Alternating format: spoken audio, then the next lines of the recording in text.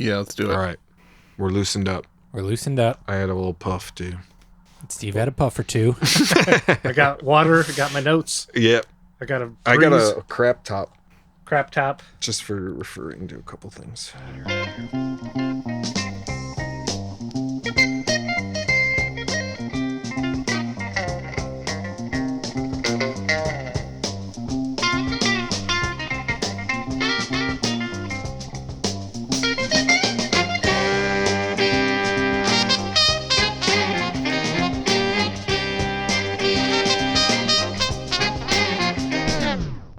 Welcome to I'd Buy That for $1, a podcast about inexpensive, common, and underappreciated records that are waiting to be rediscovered. I'm your host, Sean Hartman, lead leaf peeper and weary woodsman at the Himalayan Quasar Magnet School. Congratulations. Thank you. I've come a long way. That's true. When you first started down that path, I wondered, is he really going to stick this through the whole way to be what you've become? Well, you know what they say, pigeons can't drop on you if they never flew. Ooh, I like that. Wow. It's getting deep already here on this. Imparting some wisdom. I'm co-host Jeremy, and I am the co-founder of the HGMA. What's the HGMA? It's the Hurdy-Gurdy Maximalist Association. That one's for you, Peter. Oh, well, it's a good thing you ran that one by me in the car on the way over here. Yeah, I didn't want to upset you too much. Peter and I have a little thing. I'm sure we'll get into it more later. Oh, I'm sure it's bound to come up. Well, I am co-host Peter Cook, and I am the prior president of the Maddie Former fan club. Wait, strike that. Reverse it. the former president of the Maddie Pryor fan club. Ooh, nice. I see what you did there. Got it. I'm Steve Krakow. Some know me as Plastic Crimewave. And I'm a maxi minimalist. Oh. Of the hurdy-gurdy or just generally? Just generally speaking. Okay. Well, welcome back, Steve Plastic Crimewave Krakow. It's been a little while since we had you on the show. By a little while, I mean, 2.5 years. Yeah. About a pandemic's worth. Yeah. Yeah. This is like a homecoming. We are back in your lair in Chicago once again, minus Sean, who is joining us from Philly as per usual. Mm-hmm. Jeremy and I are here in Chicago, and you can hear that rumble of the Chicago traffic out there. it's making its way into our mics and ears. Find Western Avenue, the longest continuous residential street in America. Is it really? Yes. Well, How about that? Residential. That was the word I was missing for a long time because people would correct me, yada, yada, residential. Yeah, that's important to know. Yeah, It is. Yeah. Like, I gotta say, this room we're in is not minimalist at all, Steve. This is maximalism pure. at its most maximum. Yeah, for those who have never witnessed a video or a tour of Plastic Crimewave Lair, it's quite the thing to see. Every bit of wall space and shelf space is occupied with how would you want to describe it? I don't want to use the wrong word. Ephemera? Yeah, No. that's what I was kind of thinking. Yeah, I sadly, collecting, that's a word that's kind of... It's loaded. It's loaded. It's been run into the ground a little bit. Yeah, I'm kind of a stuff person. I'm comics, magazines, records, books, movies, VHS, paperbacks. Yep. I like it all. And you're also a musician, illustrator, curator, impresario. Throw that one in there. Yeah, it's a long time Chicago staple. Been here a while, and in this very lair. Yeah, for over a quarter century now, we'll say. Yes, Just over. Yes. So the walls are closing in a little bit.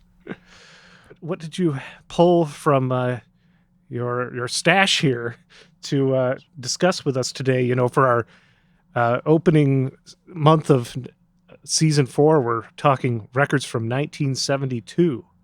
Yes, for the 72, I went for a little Steeleye Span, Below the Salt.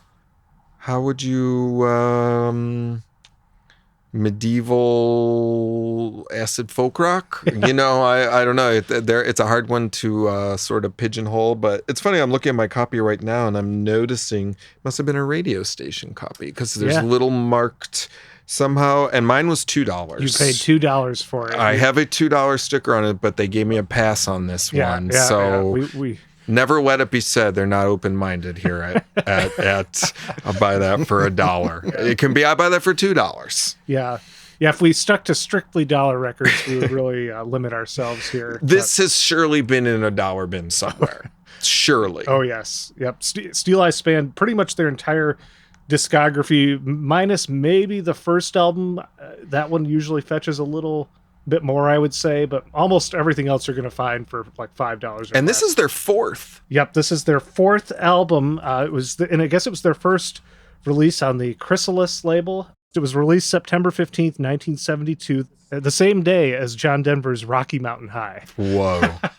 Wanted to throw that in there for Jeremy. And exactly a year and 2 weeks before I was born. Oh, yeah, I was, you're 73. I was a 73 September man. 30th? Yes. Yeah, so close there. Yeah. Well, where do we want to, before we talk any more about it, we should probably let people hear it. Where are we going to start? Where are we? Are we going to go like sort of in the album order here I think we had discussed Royal Forester, side A, track 5. I think that's a good place to start. All right. So let's do that. I am a forester of his land, as ye may plainly see. It's the mantle of your maidenhead that I would have from thee. With me rule, rum-rority right, no wority an. He's taken her by the milk-white hand and by the leyland sleeve. He's laid her down upon her back and asked no man's leave. With me rule, rum-rority right, no wority an. Now since you've lain me down, young man, you must take me up again. And since you've had your will of me, come tell to me your name. With me rule, rum-rority right, no wority an.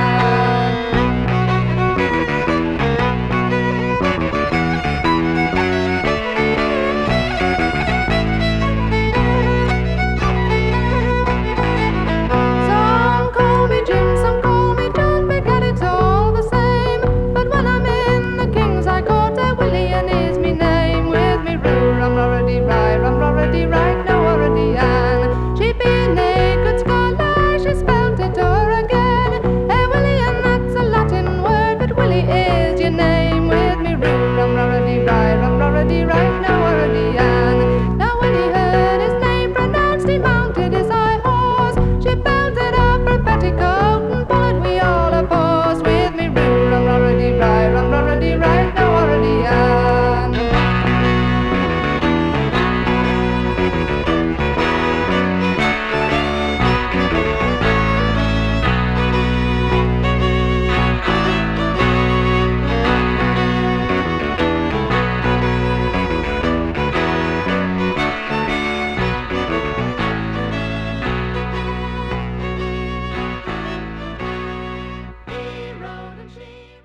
All right, gang, I'm just going to get this out of the way. I don't like this. And I derisively call it Ren Fair music to anger Peter. And I'm just not going to be talked into this one is the reality. Ooh. So I'm just... We got a naysayer in the peanut gallery. I know. See, the thing is, it's funny is like there's not really like a drop of Anglo blood in my body. I'm like a Polish Russian Jew, and I don't know why my soul calls out to this music. I can't explain it. So that's if it doesn't. And it's funny because I had an old roommate. His name was Kieran O'Killy, and he hated this kind of shit because he grew up with it and he heard it all the time, and he was like, get this away from me. This is giving me flashbacks to everything freaky about my youth, and I don't have that. Yeah. Same way Christian hymns don't bother me very much. I'm like, this is great. Yeah. You know, people are like, church flashback, no. Yeah. You know, but to each their own. I can't explain why this stuff basically calls out to me. Yeah. I just wanted to throw it out there, get it behind us, and then all you lovers of it can just dive in and enjoy. It's out of the way, and we can proceed forward. Well, and it's worth noting that these, this is 1972, as we said. This is their fourth album. These are not originals that they're performing.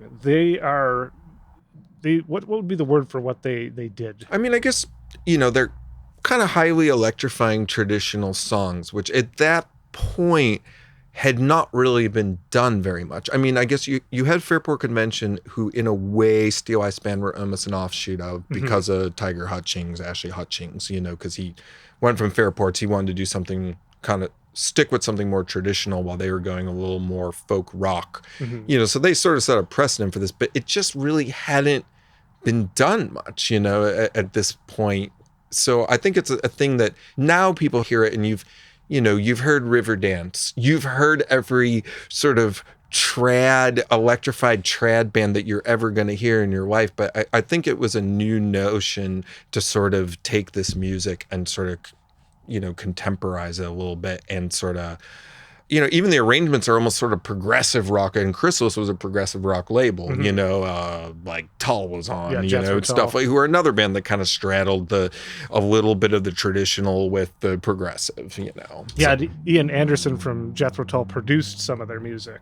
Right, and Maddie is on a Tull record. So yeah, there is a bit of cross-pollination there a little bit. Well, that one we just listened to, Royal Forester, in the liner notes to this, The Gatefold, which they were kind enough to give some background on how they came to find these songs and sort of their origins, or at least what they had available to them at the time. That one is listed as coming from the singing of John. It's either Strahan or Strachan, Strachan. He was a Scottish farmer and singer. Strachan. Yeah, Strachan. Yeah. He was a Scottish farmer and singer who had a repertoire of bothy ballads that had been passed down by word of mouth for over 200 years, which I wasn't really familiar with what, is it pronounced bothy? Bothy ballads. I gotta admit, you got me a little bit there. I mean, I fashion myself a little bit of an ethnomusicologist, but there's certain things that are just like, beyond, like if we grew up in Britain, we would understand this stuff probably a bit more, Yeah, this was interesting to me. Bothy ballads are songs sung by farm laborers in the northeast region of Scotland. Bothies are farm outbuildings where unmarried laborers used to sleep, often in harsh conditions, and in the evening to entertain themselves, these bothy bands sang.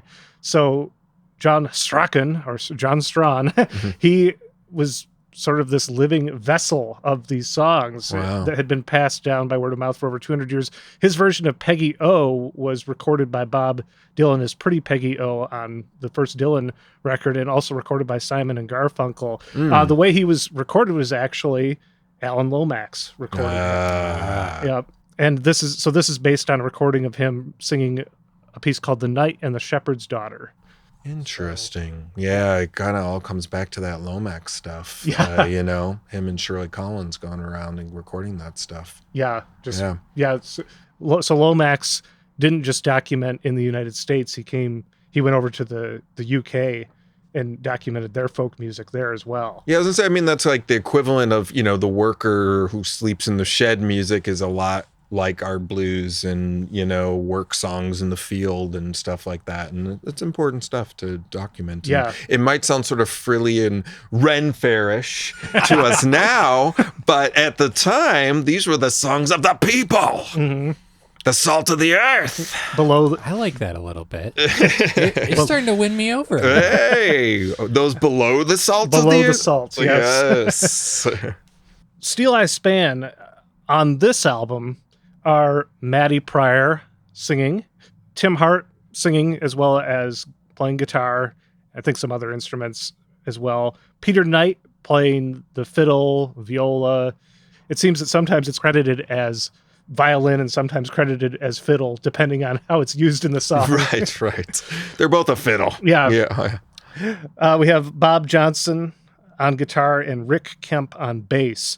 And Steeleye Span lineup was constantly shifting.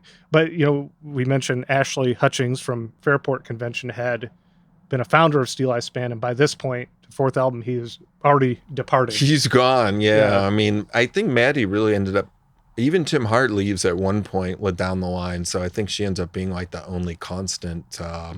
But my absolute favorite lineup is probably the first record, Hark the Village Way. I mean, and this is crazy. The first record was 70. So they put their fourth record by 72. So they're putting out like 2 records a year here, basically, which, you know, is just by today's standards incomprehensible that bands could do that. Yeah. But it was very common back then. But it was like 2 couples. It was like the couple of Hart and Pryor, and then it was the Woods on that first record, Terry and Gay Woods, and it was a very different dynamic. And then, yeah, they left, and then eventually, you know, Ashley Hutchings left, and people were sort of slowly came in. Martin Carthy is a guy who sort of came in and out of the band as well. Yeah. Yeah, the Woods, who were initially in the band, didn't they go on to form another group, or were they from another group? They started just a thing called the Woods Band. Okay, and then they did a number of records together as Terry and Gay Woods, just the 2 of them. And then eventually Terry Woods joined the Pogues. Oh, wow. Yeah. And I think, but he was in Sweeney's Men pre all that, one of those sort of vocal groups or whatever. Yeah. Very traditional kind of stuff.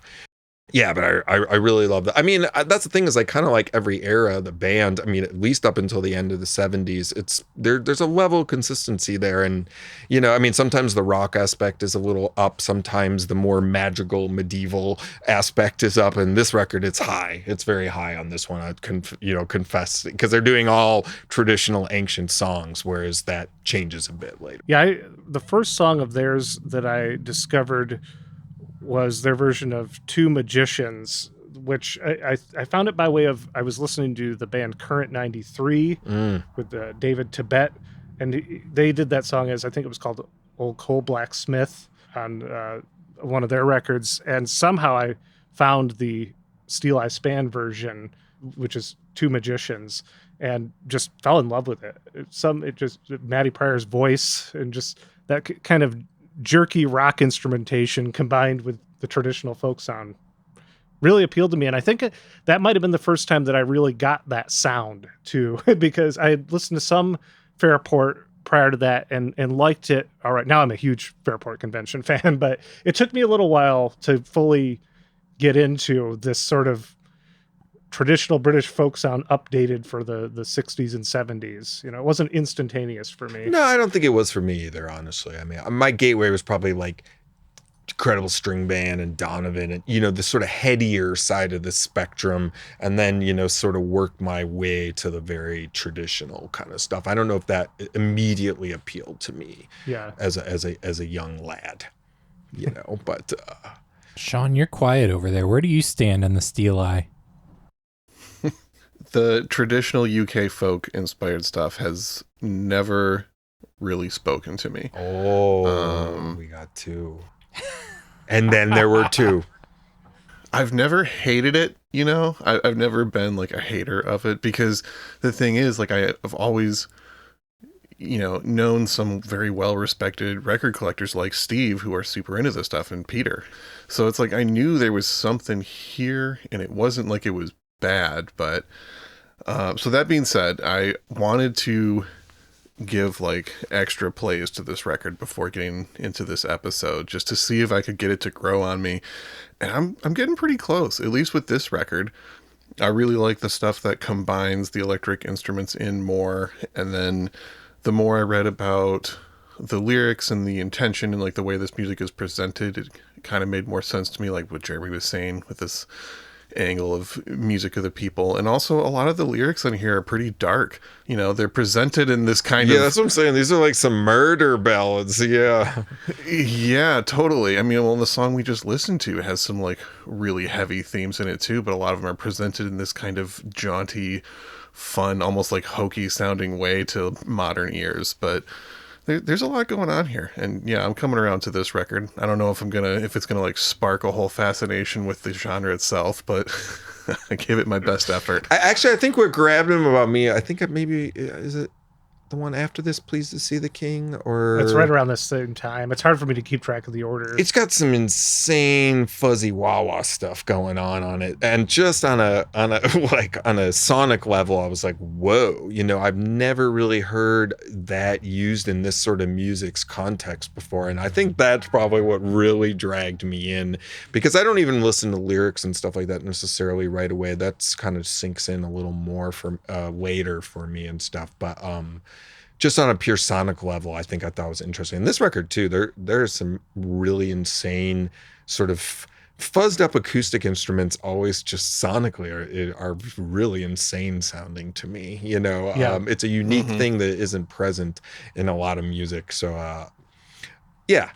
And they did a really good job on this album of like tastefully mixing it in. You don't just hear like the same electric sound kind of meandering throughout the entire track. Like it comes in at key moments and in just the right amount and really elevates the song.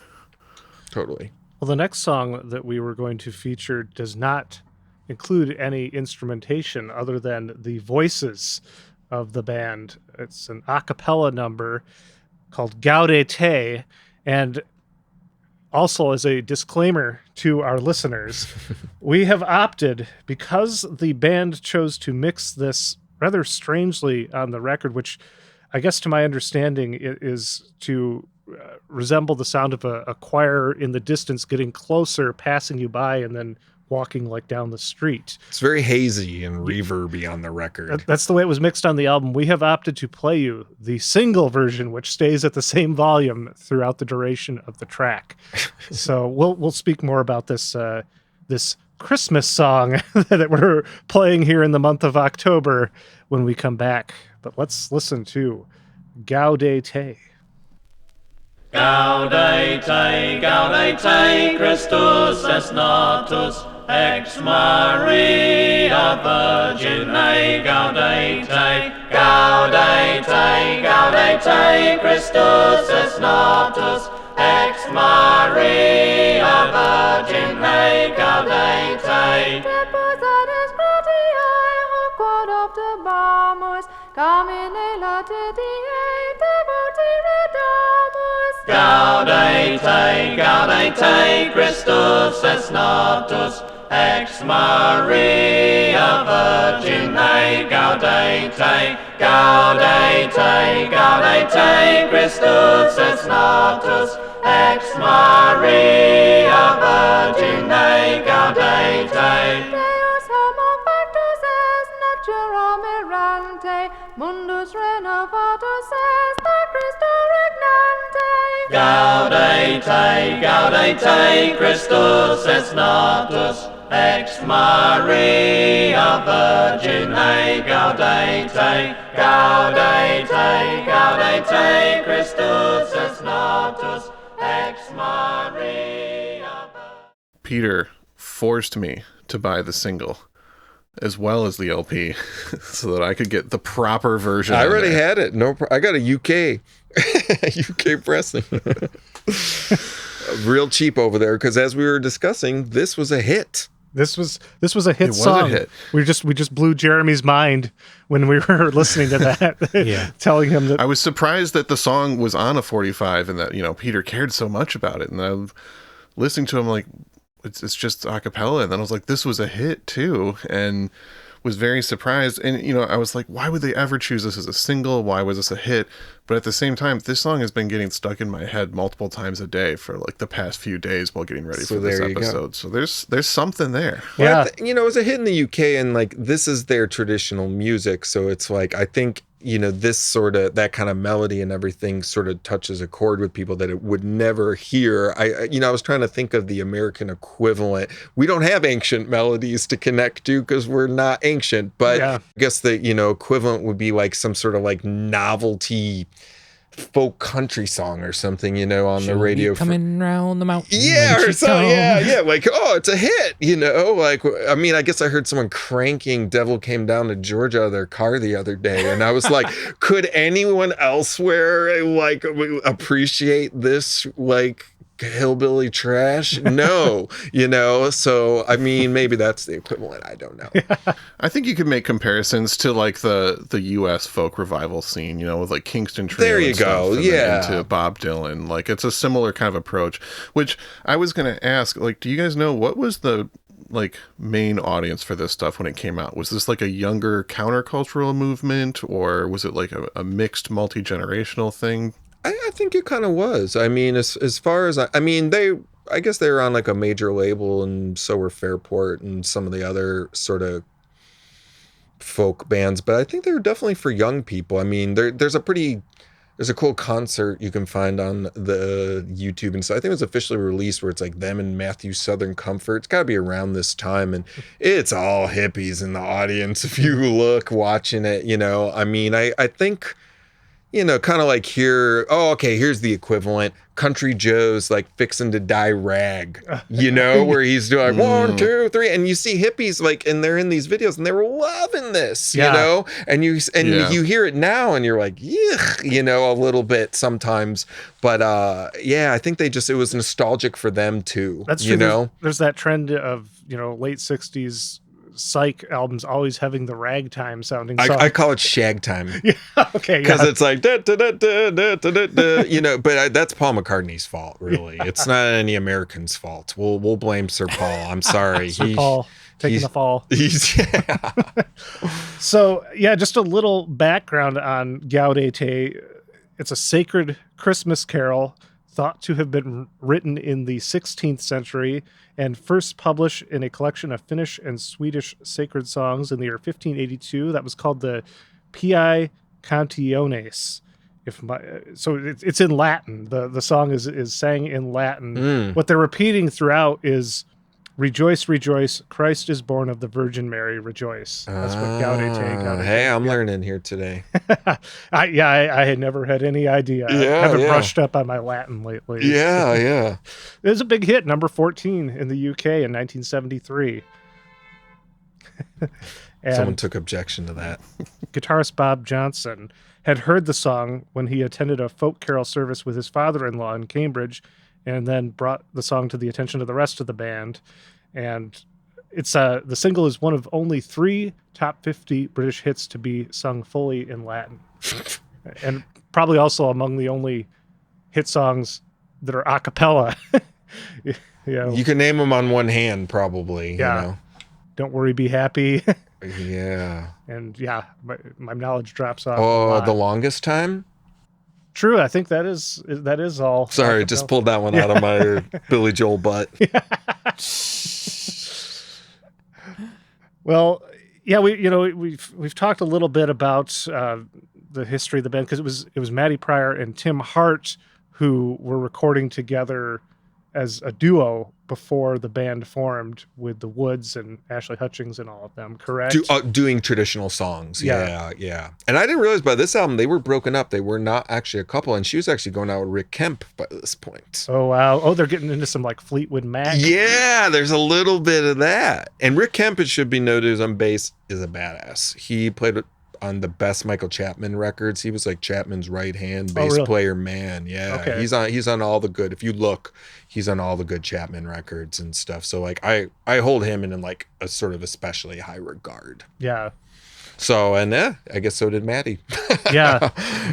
Yeah, and she is the one constant member of the band throughout the decades and decades that they, as far as I can tell, that, you know, the band has still in some iteration been around to this day.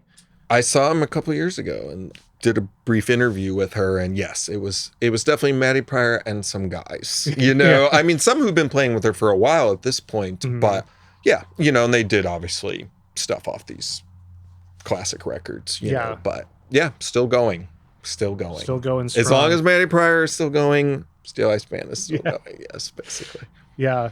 Well, I'm happy with moving right along with the selections at this point. We had discussed playing the track Sheep Crook and Black Dog, which was one that you had been stoked on playing. And I think, how did you feel about this track, Sean?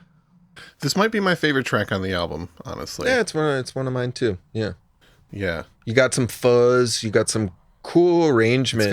It's got a really good vibe. Yeah, a good mix of fuzz in there. Just like this is the one I would say where the arrangement is sort of like almost like progressive rock. You know, it's sort of like things are coming in and out of the mix, and it's full band too. You know, it's definitely not a madrigal of just voices or whatever. But I think you can't really compare it to any other music in a way. Yeah. Yeah, it's a slow burn. Yeah, this is their thing. Awesome.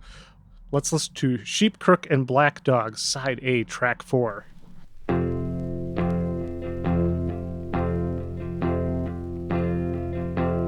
Here's my sheep crook and my black dog. I give it to you. Here's my bag and my budget.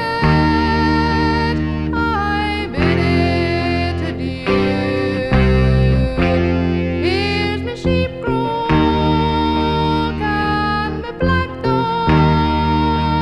I leave them behind.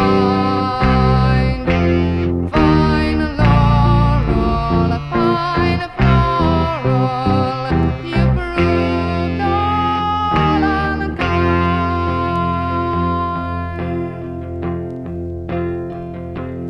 Here's my sheep crook and my black dog. I give it to you. Here's my bag and budget. I bid it adieu. Here's my sheep crook and my black dog. I leave them behind. Fine laurel, a fine floral, you proved all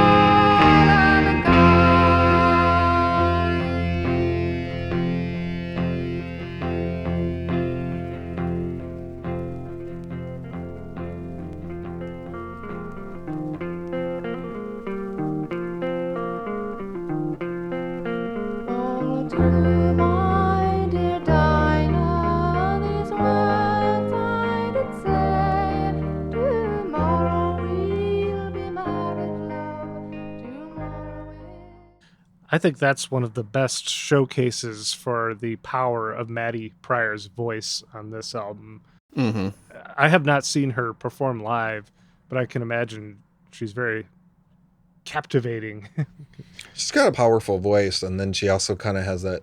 I guess I've seen it sometimes describe these sort of traditional British vocal. It's like cut glass, you know. It's like so perfect and sort of the past or something like that. And Judy Dybel, I think, had it too from early Fairport Convention. Yeah, the first singer before Sandy Denny. There's something perfect about it, you know. I don't know how to put it, but yeah, and again, just she can wail too, like at her thing, you know. But yeah, kind of one of my favorite British female vocalists for sure.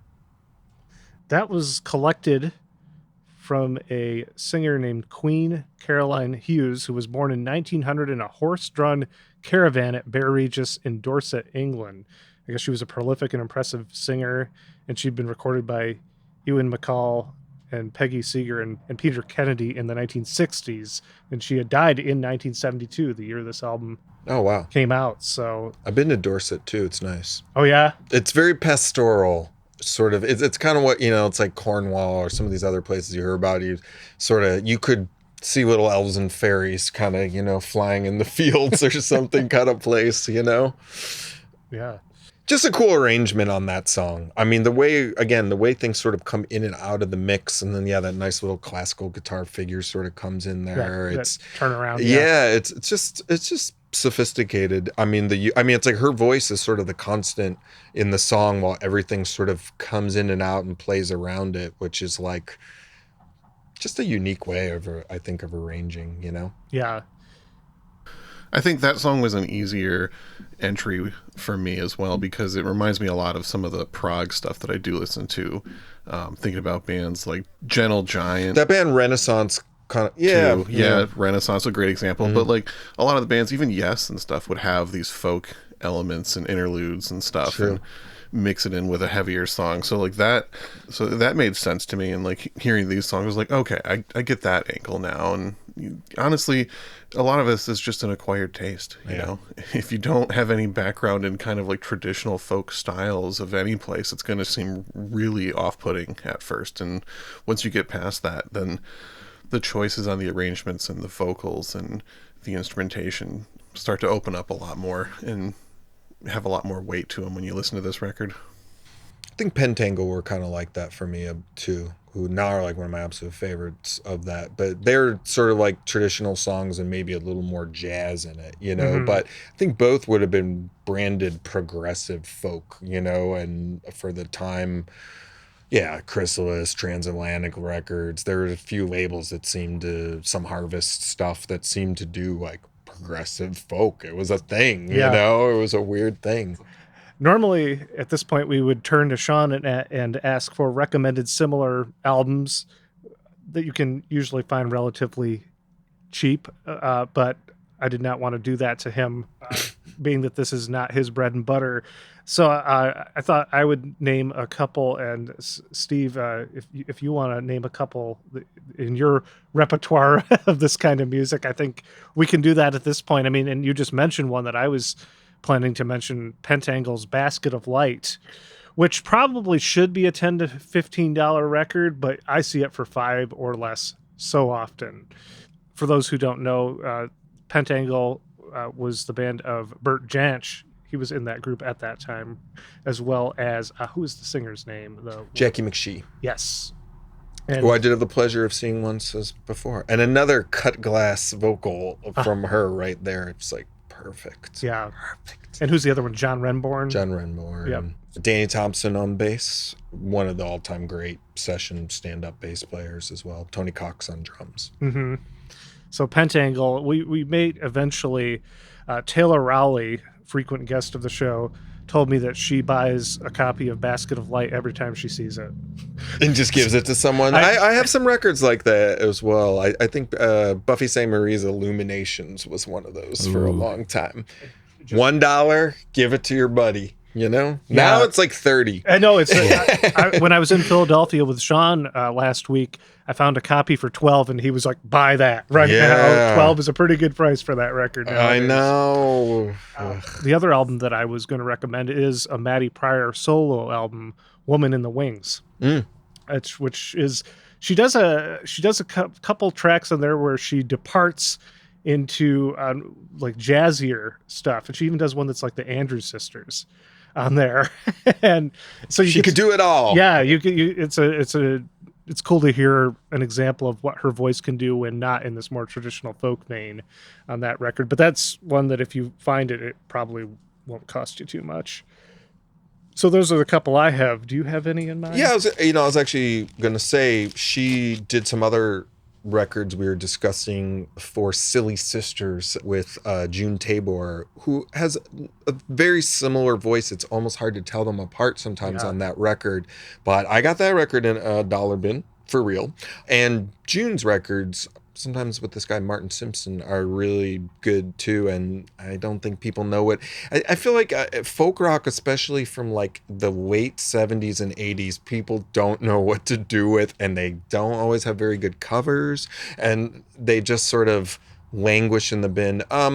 Maybe also I would say on the American trad end, you have like Mimi and Richard Farina records, always $1. You know, Ian and Sylvia, do a lot of traditional covers, always $1. You know, that's one the Canadian folk. Yeah.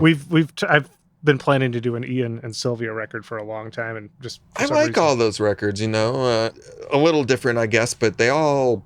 I saw Ian Matthews from Fairport Convention do a whole show of Richard Farina songs, so there's cross pollination there of those as well. But I always urge people to pick those. Eric Anderson, another kind of like underrated, sort of poetic, folky.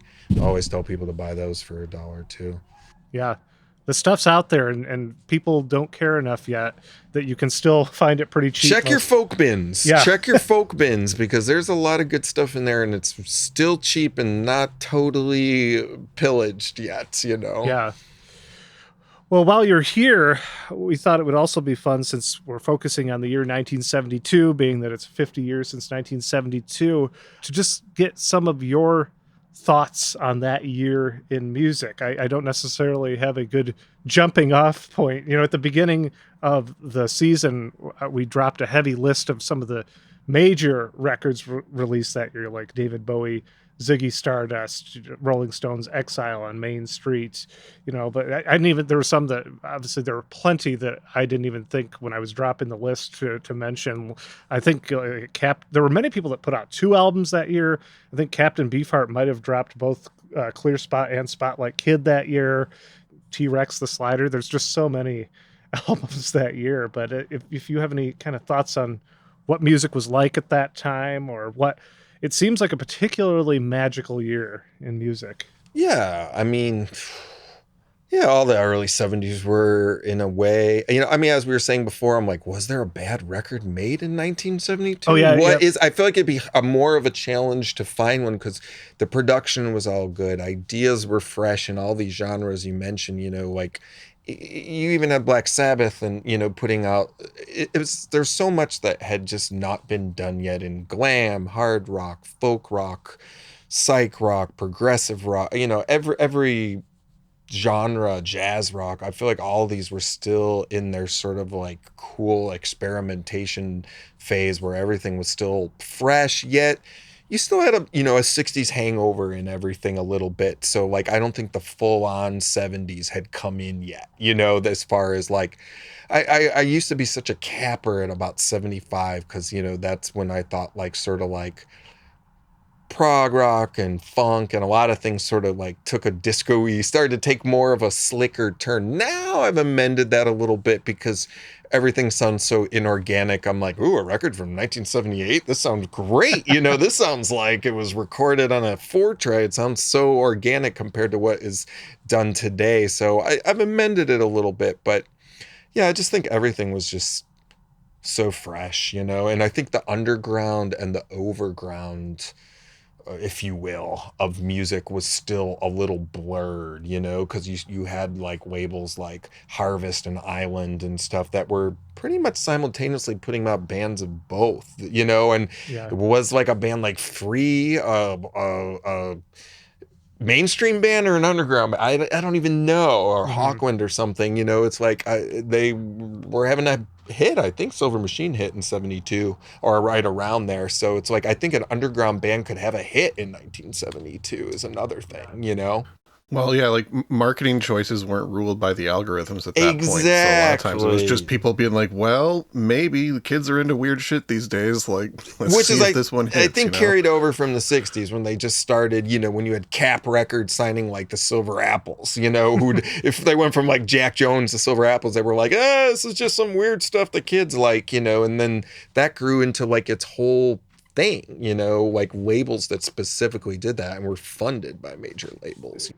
Yeah, even the early 70s, there's some weird stuff that entered the top 40. I think it was 1970, but you have Blood Rock scoring a top 40 hit with DOA, which is just not something, you know, or even just a little earlier than that, Arthur Brown getting a hit with Fire in the late 68. You know, there's just a time where very weird stuff could sit right beside, you know, stuff that would be in your average and American. It would fuel more weird stuff, because they'd be like, this weird thing's a hit, let's, you know, Fire was even a hit on AM, FM, and black radio, basically at the time, because they didn't know if it was a white guy, and he'd show up at gigs and people would be like, whoa, you know, like they didn't know, you know, because it was a little more mysterious in those days. Cool.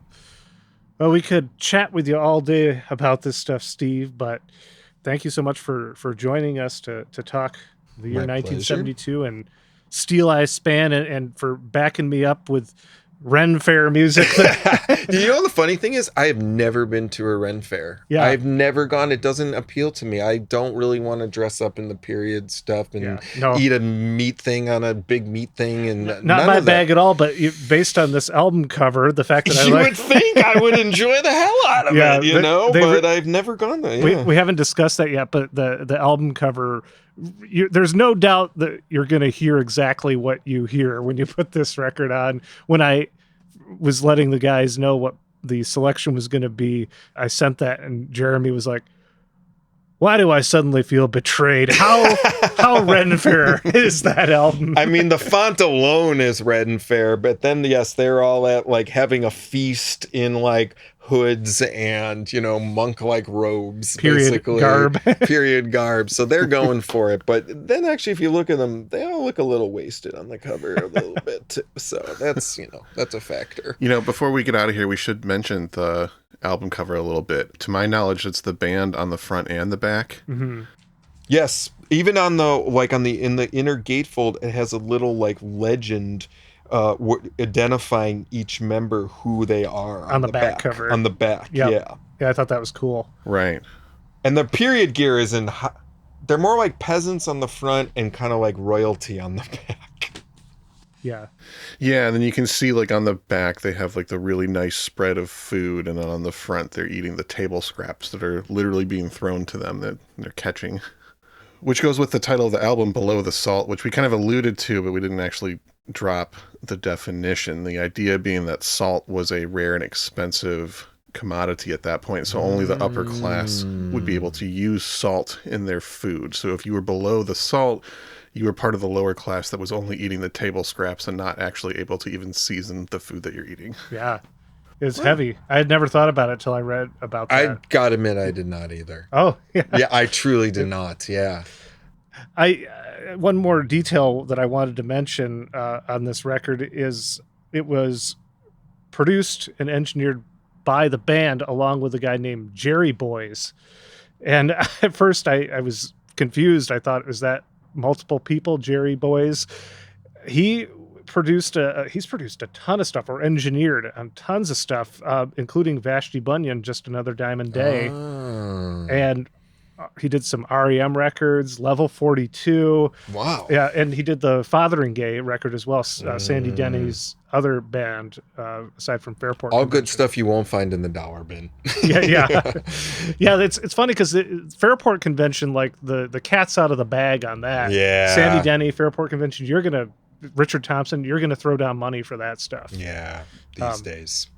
Vashti Bunyan, you're going to show down hundreds of dollars. Yeah. Did you interview Vashti Bunyan? I did actually. Amazing. She was everything you would hope her to be. I'll just say that. Basically, my massive crush on her continued after it was continued after the interview. That's good. You wouldn't want it to go the other way. No. Yeah. Well, thank you so much, Steve. Plastic Crimewave Krakow. Do you have anything that you'd like to plug? I have.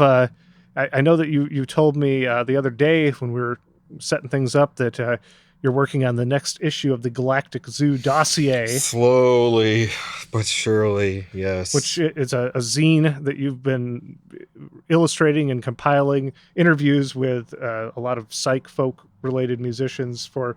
What issue is the next one going to be? You've been doing it for 25 plus years? I know, years? and I'm only on number 11, so that goes to show you how often these things come out. But yes, there is a Matty Pryor interview. Martin Carthy, who was in the band, not at this point, but other points.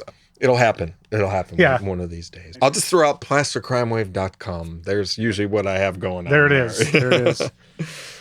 Excellent. So are we going to close on the John Barleycorn? John Barleycorn is what we're going to. It's just a folk tune I've always loved, and tons of people have covered this one. Traffic does a great version. Mm-hmm. Speaking of another band that was killing it in '72, and kind of going trad folk, kind of going progressive, kind of was just a thing. Just a great mournful folk tune. And this is the only piece that really prominently features the voice of Tim Hart that we're going to play today. So you will not be hearing He was probably in Gaudete, but that was a choir. Right. Yeah, you can hear him in songs for sure. Yeah. But yeah. Yep. So Tim Hart will be the voice you hear on this final selection, John Barleycorn. And with that, I think we are ready to wrap up another episode of I'd Buy That for $1. Thank you so much for listening. And my name is Peter Cook. I'm Jeremy Ruggles. I'm Sean Hartman.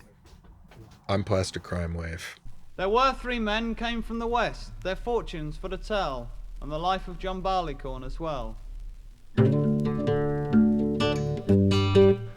They have laid him in 3 furrows deep, laid clods upon his head. Then these 3 men made a solemn vow, John Barleycorn was dead, John Barleycorn was dead. And they let him alive for a very long time, till the rain from heaven did fall. Then little Sir John, he sprang up his head, and he did amaze them all, he did amaze them all. And they let him stand till the midsummer day, till he looked both pale and wan.